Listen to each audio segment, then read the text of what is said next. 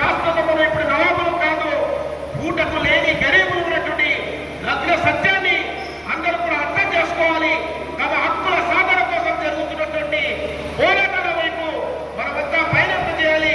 మన ఇంట్లో ఉన్నటువంటి మన పిల్లలని, మన కొడుకులను, మన తమ్ముడు, మన అన్నలను, ఇలా అన్ని రకాల ప్రజలందరినీ కూడా తంజీం వైపు పయనింపజేసేటువంటి మార్గాన్ని ఎన్నుకోవాల్సిన అవసరం ఉంది. తంజీంని ఒక బలోపేతమైనటువంటి సంఘంగా కమ్యూనిస్ట్ పార్టీ మాస్ ఆర్గనైజేషన్ లో నాకు తెలిసి డిహెచ్పిఎస్ లేదా తంజీమ్ ఇన్సాఫ్ ఒక బలమైనటువంటి సంఘాలుగా ఉమిరి ముందుకు రావాలనేటువంటి అవకాశాలు ఉన్నాయి. కానీ పెద్ద స్థాయిలో ప్రజల నుంచి రెస్పాన్స్ రావడం లేదు, కావాల్సిన ఆదరణ రావడం లేదు. ప్రజలందరూ కూడా భక్తులు ఎదురు ఉన్నారు. కాబట్టి నేను మహిళలతో, పెద్దలతో, యువకులతో, ముస్లిం మేధావులతో పేరు పేరున రిక్వెస్ట్ చేస్తున్న ఈ 3వ మహాసభ సందర్భంగా మీరందరూ కూడా పెద్ద ఎత్తున మీరందరూ కూడా ఈ తంజీమే, ఆల్ ఇండియా తంజీమే ఇన్సాఫ్ తమ న్యాయం కోసం, తమ హక్కుల సాధన కోసం అష్రఫుల్లా ఖాన్ గారు, రామ్ ప్రసాద్ బిస్మిల్ గారు, లేకపోతే మక్తూమ్ మొయిద్దీన్ గారు, షమీన్ సైజీ గారు, ఏపీ బర్దన్ గారు, అలాంటి మేధావులు, ఇంటెలెక్చువల్స్ వాళ్ళందరి ఆలోచన దృక్పథంతో పుట్టినటువంటి ఈ తంజీమే ఇన్సాఫ్ ఈ రోజు ఈ దేశంలో ఒక యువ ఆర్గనైజేషన్ గా ఉంది.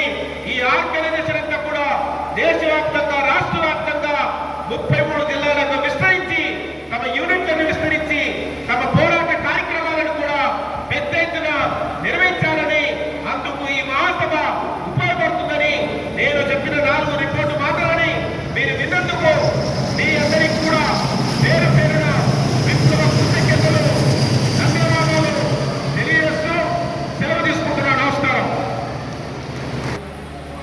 जनाब शेख बाशमिया साहब जो मशहूर व मारूफ शख्सियत है वरंगल डिस्ट्रिक्ट के और सीपीआई के वरंगल डिस्ट्रिक्ट असिस्टेंट सेक्रेटरी है, मैं आपसे अदबन गुजारिश करूँगा कि वो आपको मुखातिब करें। हाजी जनाब शेख बाशमिया साहब।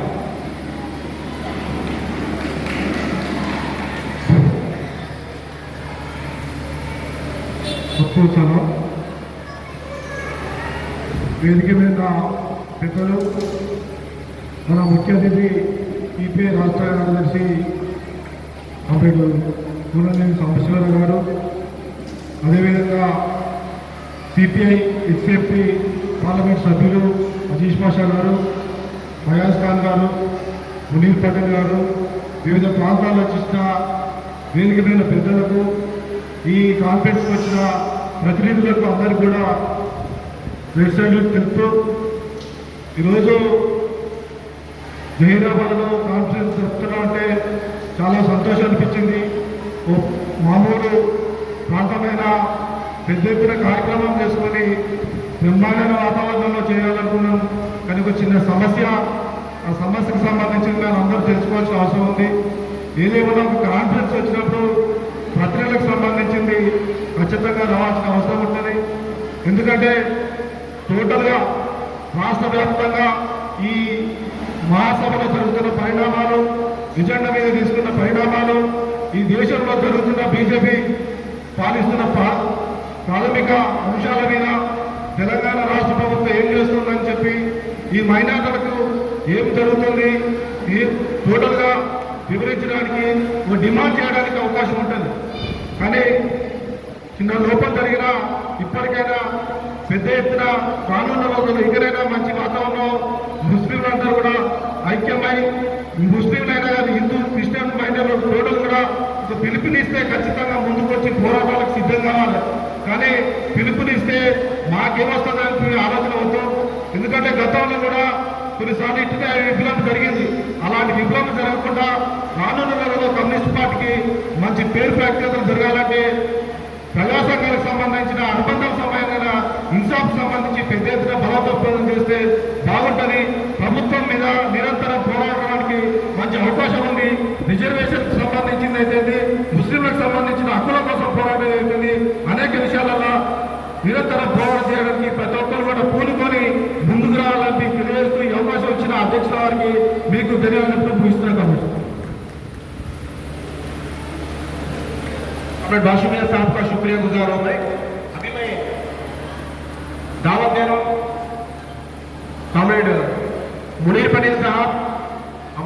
सीनियर लीडर है, तंजीम के स्टेट को कन्वीनर है, उनसे वो अपनी बात रखें।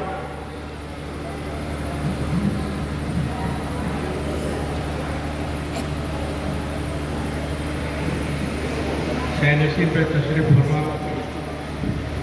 जनाब असेंबली भैया साहब, दिगर साथियों, आली जनाब शेख बाशमिया साहब, M.A. सालार साहब, मिसेस शबाना, अकबर साहब, दिगर आली जनाब अशफाक खान साहब, जमील साहब, आली जनाब शेख शमशुद्दीन साहब, हैदराबाद की जानी मानी शख्सियत है, खुसूसन माइनॉरिटीज़ के लिए बहुत ही जज्बा रखते हैं। मैं आप सबका खैर मकदम करते हुए, दरअसल ये जो ऑल इंडिया तंजीम इंसाफ की तीसरी स्टेट कॉन्फ्रेंस होने जा रही है, हमारा मकसद, हमारी कारकर्दगी और फ्यूचर में भी हमको क्या करना है और हम अब तक क्या करते आए हैं, ये आपके सामने रखने की ज़रूरत है। जैसा कि पेशरो मुकर्रर जनाब भैया साहब ने कहा कि अनगिनत प्रोग्राम करते हुए एहतजाजी धरने और उसके साथ साथ पिकेटिंग, भूख हड़ताल, ये सारे कोशिशें करते आ रहे। हैदराबाद में और तेलंगाना स्टेट में ऑल इंडिया तंजीम इंसाफ वो हुआ है तंजीम में जो जैसा ही किसी किस्म की बात हुई तो सबसे पहले आवाज उठाने वाले ऑल इंडिया तंजीम इंसाफ है। आप दूसरी जानिब देखते हैं और एक नाम निहाद जमात है जिसका नाम मजलिस इत्तेहादुल मुस्लिमीन है। आप बखूबी जानते हैं मजलिस की कारकर्दगी, मजलिस का तौर तरीका, मुसलमानों के साथ रवैया, जज्बाती तकरार करना और मुसलमानों को धोखे में रखना, उनकी तायद का नाजायज फायदा उठाना, अपने एमएलए को जिताना, उसके बाद में वक्त के हुकूमतों से मारवाली करते हुए करोड़ों रुपये कमा लेना, बैठ जाना। ये नहीं कि एक ऐसा खुसूसी लिबास पहनकर आते हैं कि ये देखते हैं कोई भी कहता है कि ये मुसलमान है।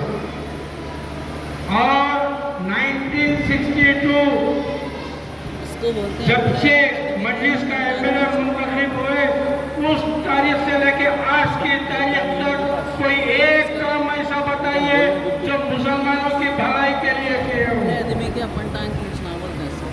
आज 61 साल की इनकी कारकर्दगी यही रही कि हुकूमतों को ब्लैकमेल करना, अपने खजाने भरना।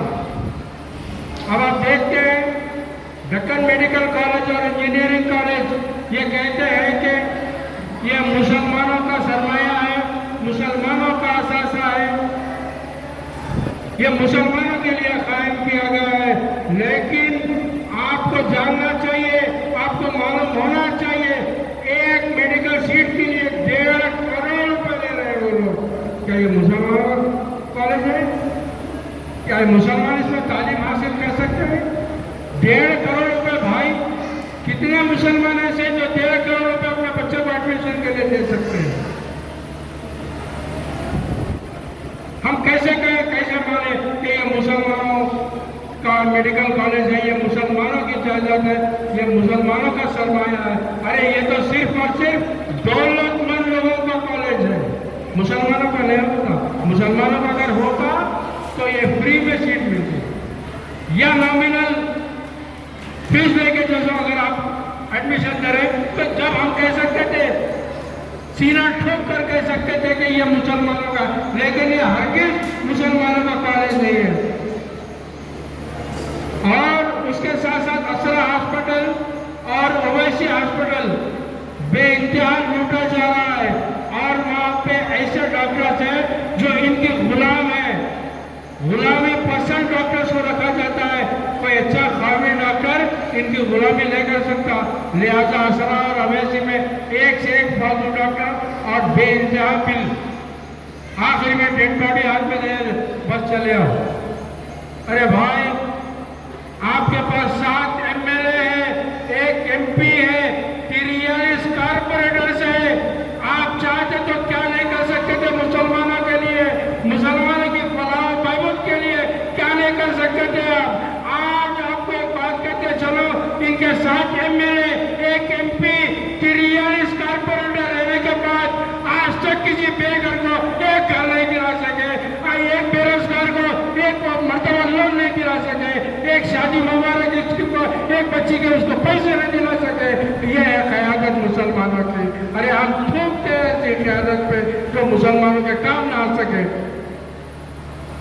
दूसरी जानिब आप देखते हैं ऑल इंडिया तंजीम इंसाफ अली जनाब सैयद अजीज फैज़ल की क़यादत व सदारत में दिन रोशा आगे बढ़ते हुए आज कोई भी मसला हो सबसे पहले तो आवाज उठाती है तंजीम इंसाफ।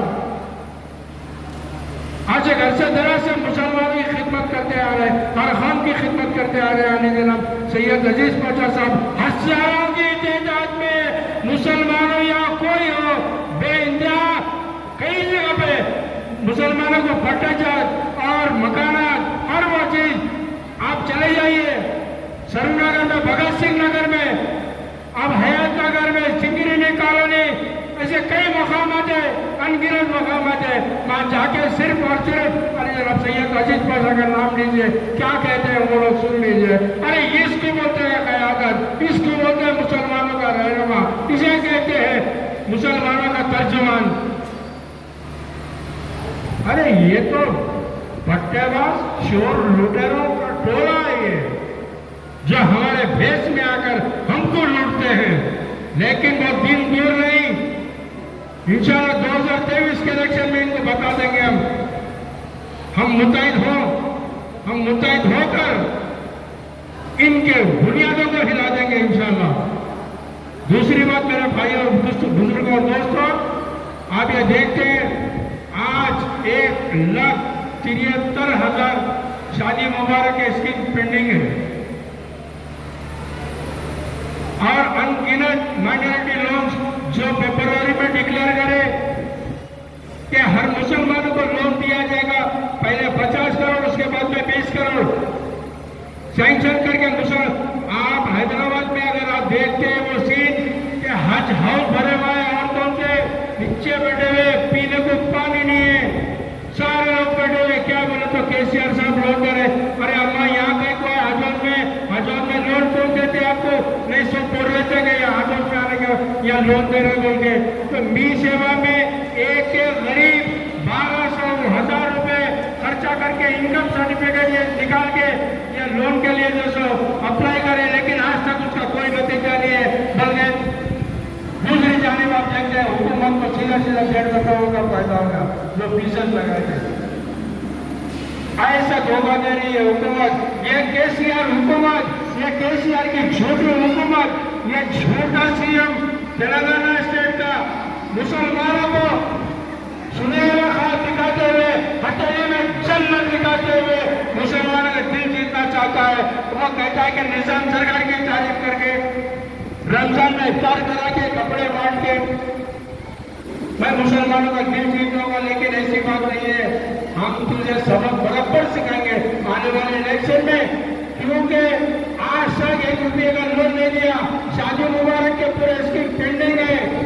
दलित बंधु को 10 लाख रुपए, दलित बंधु को ये स्कीम के तहत 10 लाख रुपए दिया, बहुत खुशी की बात है और देना चाहिए, लेकिन उनके साथ साथ मुसलमानों को भी देना चाहिए था, लेकिन ऐसा नहीं करा। क्यों?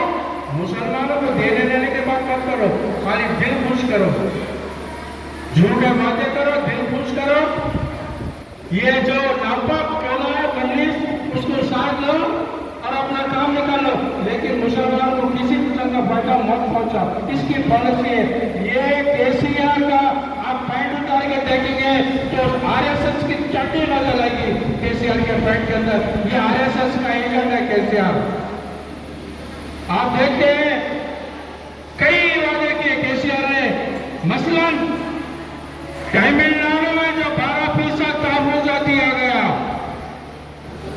तो उसको देखकर 2014 में केसीआर भरे सभाओं में ये कहने लगा, मुसलमानों मुझे वोट दो, हमारी हुकूमत लो, मैं भी तेलंगाना स्टेट में 12% रिजर्वेशन दूंगा तमिलनाडु की शक्ल में। लेकिन 2014 से 2023 आ गया, आज तक के कोई पुरस्कार हाल नहीं है। झूठ की इंतहा है। दूसरी जानिब आप देखते हैं कि 2014 में इलेक्शन दौरान ये वादा किया कि आवामी जायदाद इतनी सारी है जिसमें से 80% कब्जे हो चुके हैं। लिहाजा मैं वादा करता हूं आप लोगों से कि इलेक्शन के बाद जब केसीआर की गवर्नमेंट आएगी तो मैं वक्फ बोर्ड को जुडिशरी पावर दूंगा ताकि सारी आवामी जायदाद वापिस आ सके और इससे मुसलमान फायदा उठा सके। लेकिन आज भी वो वादा वफा नहीं हो सका। क्यों? ये आपकी और हमारी खुली लापरवाही है। हम ख्वाबे गफलत में रहते हैं। हमको कोई वास्ता नहीं है कौम से या कौम के लोगों से। ना खुद अपना फायदा करते हैं ना हम किसी का फायदा करते हैं। क्यों? यही वजह से, हमारी गफलत की वजह से आज वो हमारे जज्बा से खेल रहा है और हमसे फायदा उठा रहा है। अरे इसको एक धक्का ऐसा दो ताकि इसको समझ आ जाए। अगर मुसलमानों के साथ धोखेबाजी करेंगे तो कहीं के नहीं रहेंगे। भीख का चिप्पा ठीक रह जाएगा हाथ में। आज का मुसलमान बेदार हो चुका है। आज तुझे बताएंगे कि हकीकी मानों में हमको धोखा देने का अंजाम तेरा क्या हो सकता, हम बताएंगे इंशाल्लाह 2023 के। आप देखते हैं जब से सामा शिवराव साहब तेलंगाना स्टेट के सेक्रेटरी बने हैं, माइनॉरिटीज के लिए हमेशा ही आवाज उठाते हैं। लेकिन इस बार तो खुसूसी अंदाज में हुकूमत को मेमोरेंडम देते हुए, हुकूमत के साथ बात करते हुए कि मुसलमान एकदम तेलंगाना स्टेट में पिछड़ी हालत में जा चुका है, किसी किस्म की सहूलत नहीं है मुसलमानों को। लिहाजा मुसलमानों के डेवलपमेंट के बारे में भी सोचना चाहिए। मंगोड़ इलेक्शन में सामा शिवराव साहब ने कहा कि सबके साथ साथ मुसलमानों को भी जो सो आगे लेके चलने की जरूरत है। तो लिहाजा मेरे भाइयों बहनों बुजुर्ग और दोस्तों, मैं सब आपसे अपील करता हूँ। मैं आज इस वक्त ये डाइस पे से ऑल इंडिया तंजीम इंसाफ के स्टेज पे से आप लोगों को मुत्तहिद होने की दरख्वास्त करता हूँ, एकजुट होने की दरख्वास्त करता हूँ ताकि आइंदा के लाए अमल को इख्तियार करते हुए हम एक पॉलिसी की शक्ल में हम काम करेंगे। एक बेहतरीन पॉलिसी बना के उस पर काम करने की जरूरत है और इंशाल्लाह आगे करेंगे हम। लिहाजा मैं आप सब लोगों से अपील करते हुए कि हम मुत्तहिद हो जाएं और ऑल इंडिया तंजीम इंसाफ के बैनर तले आते हुए हम आगे के हमको फ्यूचर प्रोग्राम्स के लिए हम सब एक बैठ के बात करके हमको जो करना है करेंगे इंशाअल्लाह ताला। भाई साहब मुझे तो जो मौका दिया गया है उसके लिए मैं आप सबका शुक्रगुजार हूँ। शुक्रिया अदा करते हुए मैं अपनी बात का काम करता हूँ। खुदा हाफिज।